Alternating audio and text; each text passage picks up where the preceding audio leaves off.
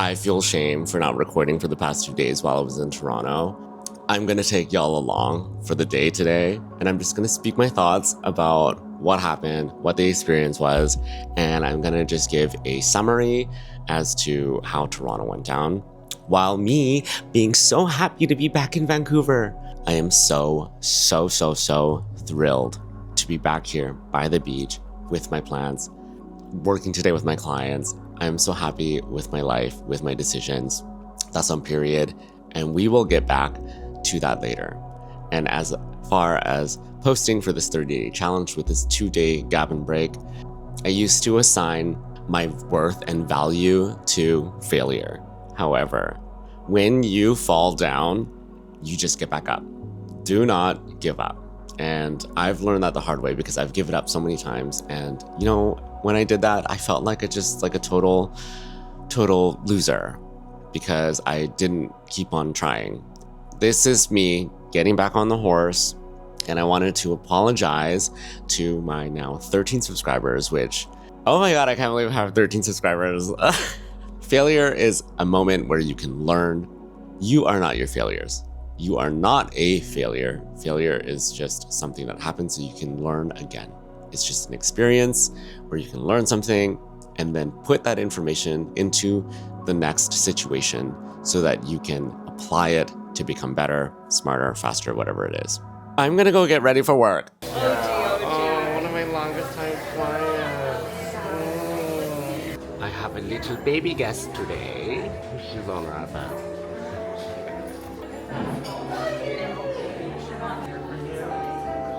Yeah, it's too hot, right? It's too much. You know, we're rushing it. Let's cut it short. You want to put it in front? What a helpful assistant! Boop, boop, boop, boop, boop, boop, boop. You want to show them your blue hair? Oh my gosh. Look at that. So cute. We love it. Thank you for the rainbow pizza. It's candy rainbow. Candy rainbow? Thank you. That was too cute. Too cute. All day I've been telling my clients about the psychic that I went to in Toronto. Sam and I were on the last day just doing like a little bit of browsing. Walking down Queen, we stopped at like a Pokemon store. We got some Maddie's Patties, which is a burger place, apparently a famous burger place. I got a tote bag and a veggie burger, and it was really yummy.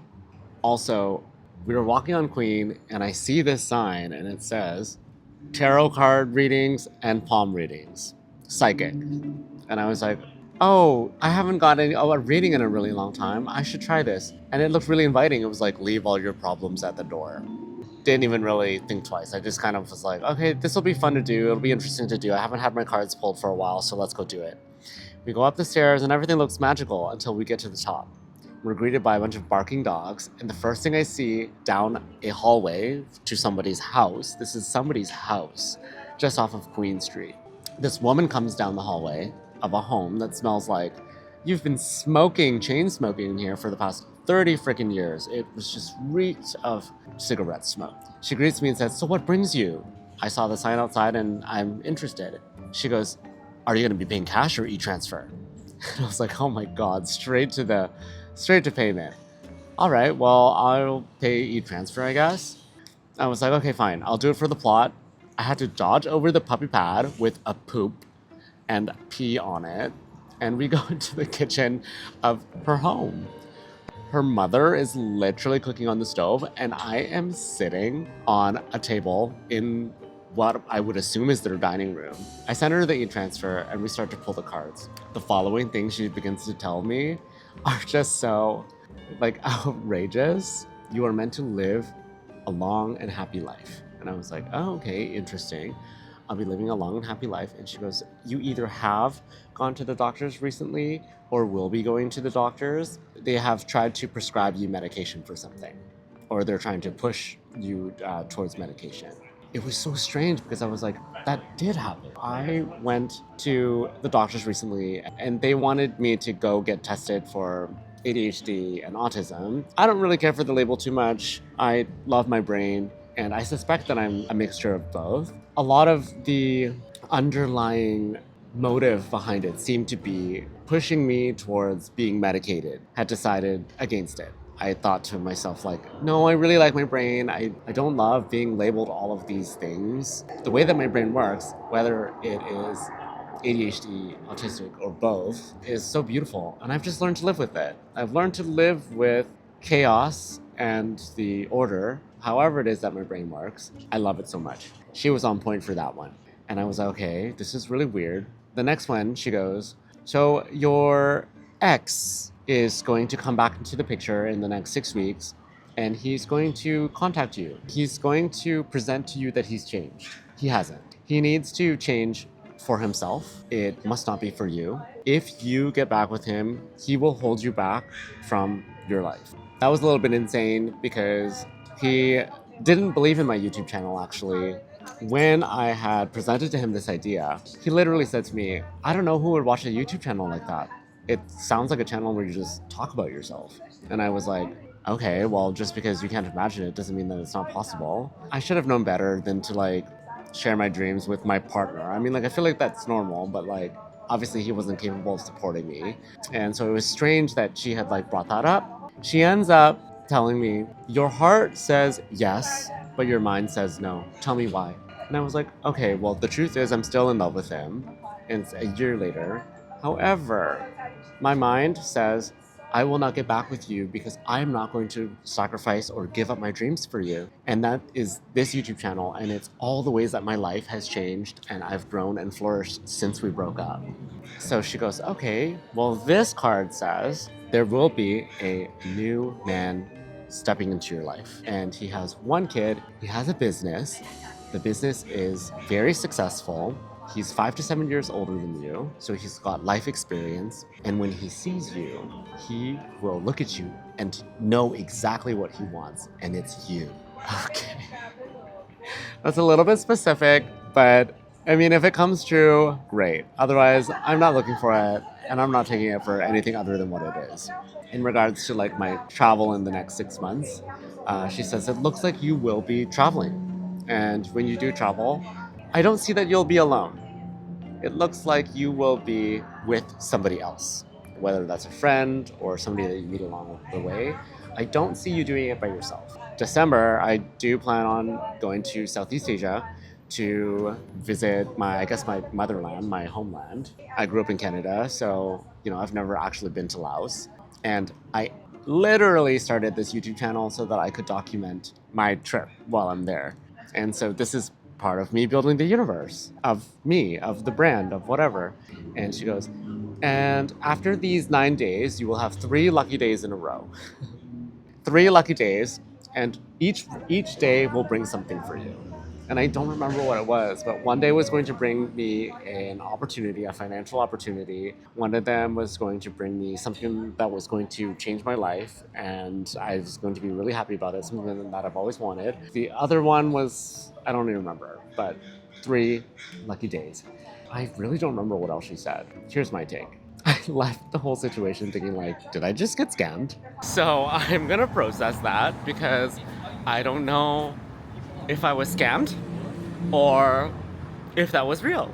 And maybe potentially I did. However, I would like to believe that with all of the effort that she put in, that she somewhat believed at least a little bit in what she was saying to me, and she wasn't just trying to bamboozle me. And the reality is, if any of these single things happen, it is proof that belief can form reality. It's not that I will accept any one of these things that come my way, because you can always say no to any of these things, because you're the chooser of your destiny, of your fate. I'll take that as a hard yes. If you believe in something, it can come true.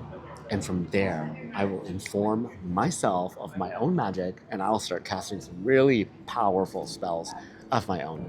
And she goes, you've been out of practice with your meditation, which I have. She's like, you need to strengthen your spiritual energy, which I've also been out of practice with, which I also believe in. All of these things could be coincidences and these generalities that I want to believe. For all I know, could have been like a scam and she was just feeding me all a bunch of bullshit, which I think half of it was. But I'm curious to know if any of this happened. So I don't know if anybody else has gotten like a tarot card reading or a psychic palm reading. I did get a palm reading last year. If any of you guys have like ever gotten that done, and let me know if any of it ever came true. I am more of like a believer just for fun in these sorts of things and don't take it too seriously. That's that. Let's see what comes of that. And as always, it's time for Creative Church. Today's passage that is resonating with me is, in Japanese pottery, there's an artful form of repair called kintsugi. When a piece of the ceramic pottery breaks, rather than trying to restore it to its original condition, the artisan accentuates the fault by using gold to fill the crack. This beautifully draws attention to where the work was broken, creating a golden vein. Instead of the flaw diminishing the work, it becomes the focal point, an area of both physical and aesthetic strength.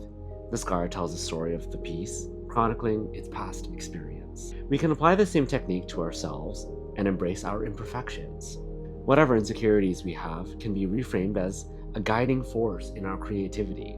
They only become a hindrance when they prevent our ability to share what's closest to our heart.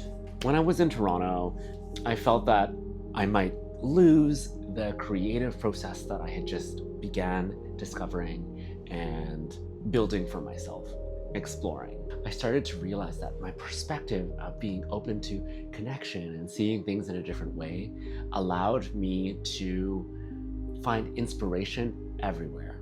I got to meet friends really easily. I was open to new experiences, approaching every situation with a sense of curiosity, which allowed me to be more adventurous. And when I was with some friends who were in older habits, let's say, partying and having fun in a way that causes you to lose sleep, may or may not be a little bit self-destructive or harmful to your bodies, which is fine, like that's how people party, right? And I experienced some contrast because I just wasn't in the mood to party. But in the party scene, everybody was having fun on XYZ. I stood there in the middle of the crowd, drinking water, thinking, wow, I really like my life in Vancouver. And so this has a point. I used to party to self-destruct. I used to run away, I used to blame, I used to escape from things. And this quote right here reminded me of my own scar. Before this creative journey, life just felt like a lot of suffering and a lot of pain. I had to make sense of it somehow. What was it all meant for? What did I learn from it? And ultimately, would I change anything about how things happened? Or am I happy that it turned me into the person that I am? Ultimately, in the end, I've decided I'm happy that all of my pain and suffering has led me here to be this person. The gold in my cracks, the gold in my veins tells a beautiful story. And it's that story that allows me to create art. Those scars are really beautiful. I think that there's something so human about transforming from pain, transforming from suffering, because it turns you into the next version of yourself. Part of that process was me being stuck in blame, being a victim to my circumstances. I just thought life was happening to me at some point. And so I used to be in that club, drinking and doing XYZ because I wanted to numb it. I wanted to escape it. I didn't want to actually face the reality of what was happening because I thought it was happening to me. Then the day came. I decided to take accountability. Accountability for the ways that my life was unfolding, that I was deeply unhappy with the way that it was unfolding, and that ultimately, who put me there? Me. The environments of partying and dissociating and just getting mangled in a club to escape suddenly became the contrast for my current life, because I realized I'm not trying to escape anything. there is nothing about my conscious, sober state that I really actually wish to change. So needless to say, this whole social experiment, posting for 30 days and reading the Creative Act like a friggin' Bible has been working. And Toronto left me nothing but more inspired to come back and lean into even more creation. That summarizes up the rest of the trip, because the rest of the trip really was just partying. So maybe the undesirable environments that we are in can give us context for the life that we don't want, and it makes it even more clear as to what we do want. Or it can be a reminder that you are exactly where you want to be, or it can show you where things need to change. That's all I have to say. I really just blabbed on way too much for this video because I feel like there was just so much to catch up on after not posting for 2 days. So until tomorrow, remember to choose, remember to express yourself, and remember the magic is within you.